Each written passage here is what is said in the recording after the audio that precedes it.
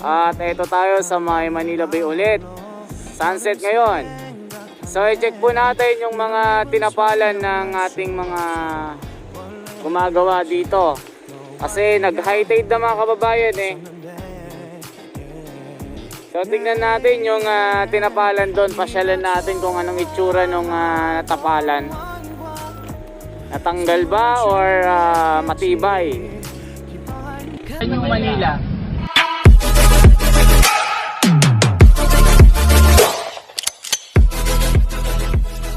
Kotse pala yung bilis ng bangkang ito.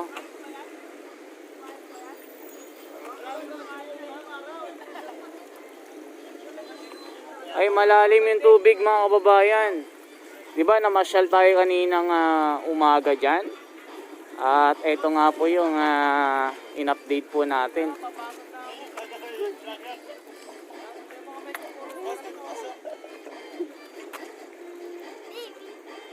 Ayan, silipin natin kasi malalim eh.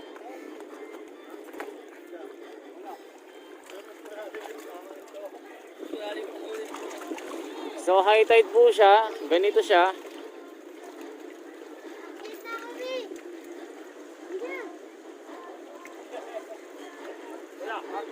At ang daming tao ngayon. Nag-aabang ng malaki drama na sunset.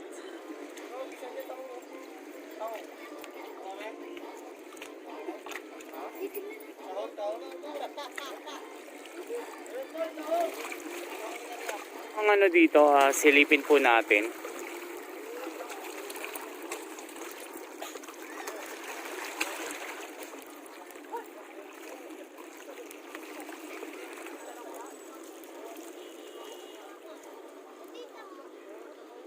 Ganyan karami ang tao ngayon na nag-aabang ng sunset. Enjoy na enjoy mga kababayan.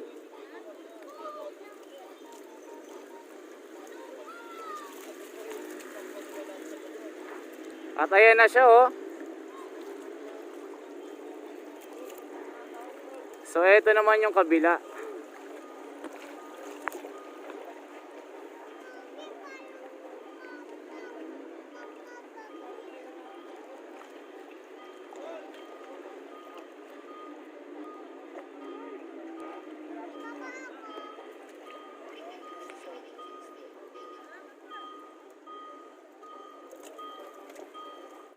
So yan po yung kaganapan ngayong hapon, January 12.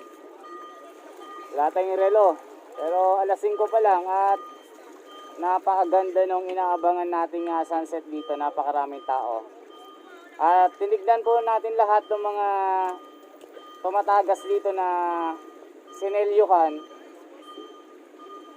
Eh alam nyo na umapaw, pero ang masasabi ko lang solid yung pagkakabara.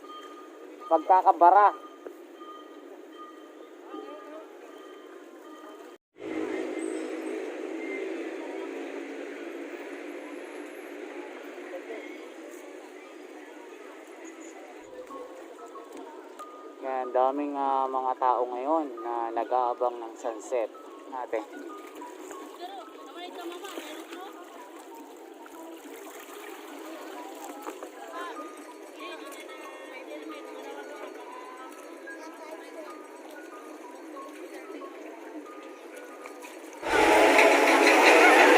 So ganito po karami yung mga namamasyal ngayon.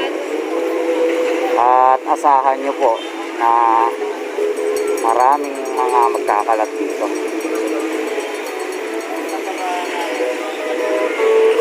So hanggang doon na lalakarin po natin para makita nyo po lahat ito. Na nag-aabang po sila sa ganda ng paglubog ng araw ngayon.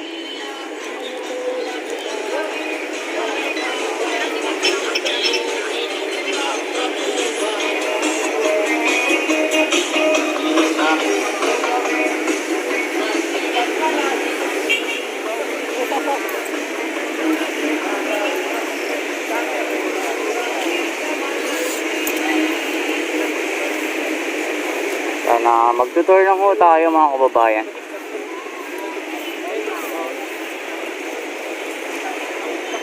Foreigner ba ito? May foreigner ito ah. Uy. Dito madam. Pasyal-pasyal lang mo tayo dito.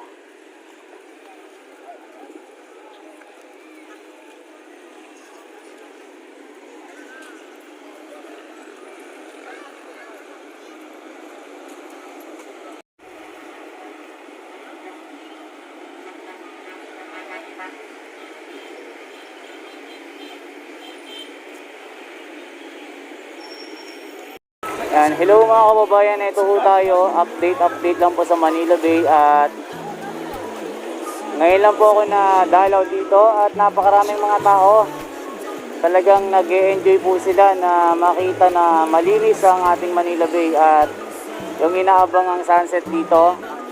Super excited lahat. Pati po ako, nakakakita po tayo ng mga turista ng mga foreigner yung nasa likod ko. Diba?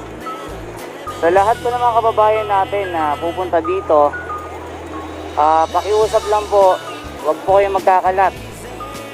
Sana yung mga kalat natin ng mga plastic ilagay sa tamang lagayan. Tulong na rin natin sa rehabilitation. Kaya salamat po sa inyo at mag-enjoy lang po tayo sa very amazing na sunset ng Manila Bay.